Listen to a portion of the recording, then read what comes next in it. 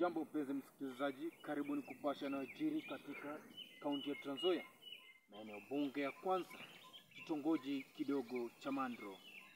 Wakazi katika kitongoji cha Mandro wanapitia shida mbalimbali, wakisema kwamba katika wadi ya Kwanza hakuna uongozi unaoaminika.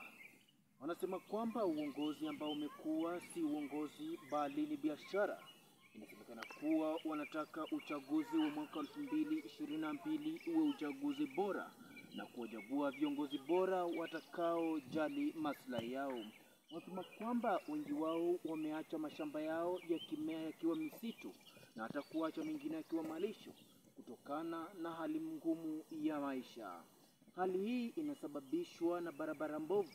Wakati wa mazao hakuna pahali pa kupita wakipeleka kuyauza vitu vyao. Wamelalamikia hilo wakisema watabadilisha uchaguzi na uongozi kuanzia ngazi ya juu hadi ya chini.